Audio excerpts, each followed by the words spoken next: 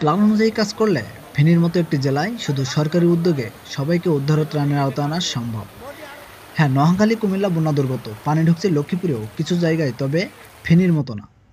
অথচ বাংলাদেশের সেনা ও নৌ বিমান বাহিনী, বিজিবি, পুলিশ, আনসার, স্কোয়াড্রন মিলে উদ্ধার অভিযানে কী পরিমাণ প্রশিক্ষণ, জনবল রয়েছে তা নিশ্চয় অনুমান করতে পারছেন। অবস্থা আছে, সর্বশান্ত হয়ে গেছি, কেউ 1 টাকার মালও নিতে পারে নাই।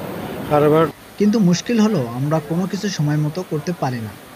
পানি বাড়ছে গত বুধবার থেকে, মাঝে কেটে গেল 2 দিন। অথচ বিগ স্কেল কতটা প্ল্যান করে বন্যার্তদের পাশে দাঁড়াতে পেরেছে কর্তৃপক্ষ।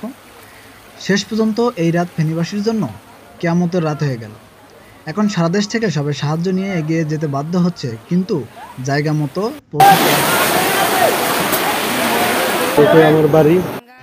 এখন অনেকে হয়তো বলবেন, সরকারের প্রাথমিক এই অবস্থা অনেক কিছু সম্ভব হয়নি। আপনাদের সাথে আমি দ্বিমত পোষণ করছি না, কিন্তু এই অভিজ্ঞতা সেই জ্ঞান হওয়ার পর থেকে দেখছি এদেশের দুর্যোগ ব্যবস্থাপনা অনেকটা চলে কেবল আওয়াজের উপরে। আবহাওয়া খারাপ হওয়ার সাথে সাথে শুনবেন এত লাখ সাইক্লোন শেল্টার রেডি, এত মেট্রিক টন খাদ্য, নগদ টাকা বরাদ্দ, অথচ সরজমিনে দেখা যায় খাওয়ার পানিও নাই। বাংলাদেশের বন্যা সবচেয়ে বাজে অভিজ্ঞতা আমাদের সাতক্ষীরা, খুলনা উপকূলে কয়েকটি ইউনিয়নে। 2009 সালের আইলার পর একবার টানা 1.5 বছর পানিবন্দী হতে হয়েছে।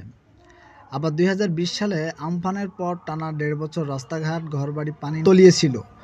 অথচ বাংলাদেশের অন্য কোথাও কোনো জায়গায় তখন বন্যা ছিল না। কিন্তু সেই সময়ে সরকারি উদ্যোগ বা সাহায্য ঠিকমতো আমরা পাইনি। বাঁধ থেকে শুরু করে অনেক কিছু করতে হয়েছে স্থানীয় উদ্যোগে। আর সেই থেকে আশাশুনি শ্যামনগর কয়লার মানুষ এখন আর সরকারি সাহায্যের জন্য সময় নষ্ট করে না। মোহাম্মদ নুরুল্লাহ হোসেন,